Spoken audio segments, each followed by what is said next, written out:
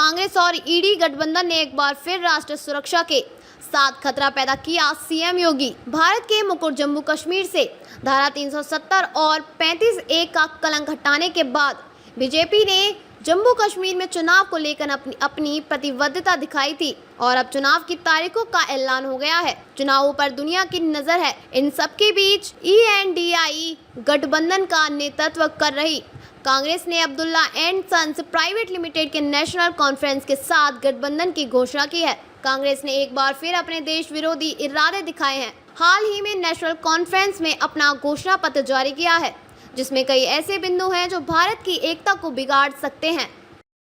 भारत के मुकुट जम्मू कश्मीर से अनुच्छेद 370 और 35(a) का कलंक मिटाने के साथ ही भारतीय जनता पार्टी ने जम्मू कश्मीर में विधानसभा चुनाव के प्रति अपनी प्रतिबद्धता प्रकट की थी और अब जम्मू कश्मीर में विधानसभा चुनाव की तिथियां घोषित हो चुकी हैं। यह चुनाव न केवल जम्मू कश्मीर के लोगों बल्कि लोकतंत्र में आस्था रखने वाले हर भारतीय के लिए अत्यंत महत्वपूर्ण है। दुनिया भर की निगाह आज इस ओर लगी हुई है। ऐसे महत्वपूर्ण चुनाव में इंडी गठबंधन की जो नेतृत्व कर रही है कांग्रेस ने Abdullah and sons family private limited की नेशनल कॉन्फ्रेंस के साथ गठबंधन करके फिर से अपने राष्ट्र विरोधी मंसूबों को देश के सामने रख दिया है। हाल ही में नेशनल कॉन्फ्रेंस ने अपना मैनिफेस्टो जारी किया है। इसमें अनेक ऐसे बिंदु हैं जो भारत की एकता, भारत की अखंडता और राष्ट्रीय सुरक्षा के प्रति पूरे देश को आशंकित करती है। कांग्रेस और नेशनल कॉन्फ्रेंस का यह गठबंधन राष्ट्रीय सुरक्षा को लेकर के अनेक बड़े सवाल खड़ा करता है और भारतीय संविधान के प्रति सच्ची श्रद्धा और निष्ठा रखने वाले हर व्यक्ति को चिंतित भी करती है। मैं कांग्रेस के नेता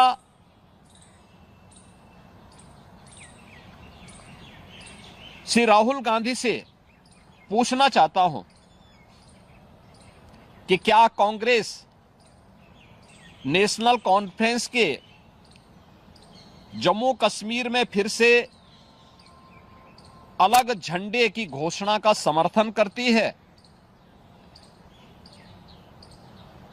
क्या राहुल गांधी और कांग्रेस पार्टी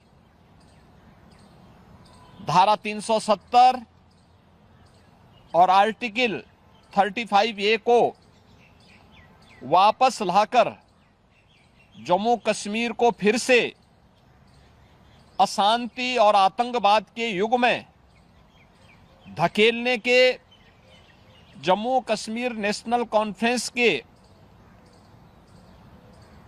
घोषणा का समर्थन करती है? क्या कांग्रेस जम्मू कश्मीर के युवाओं के बदले पाकिस्तान के साथ वार्ता करके फिर से अलगाववादी ताकतों का समर्थन करती है? क्या कांग्रेस पार्टी और राहुल गांधी पाकिस्तान के साथ एलओसी ट्रेड शुरू करने के नेशनल कॉन्फ्रेंस के निर्णय से फिर से बॉर्डर पार से आतंकवाद और उसके इकोसिस्टम को पोषण करने का समर्थन करती है? क्या कांग्रेस आतंकवाद और पत्थरबाजी की घटनाओं में शामिल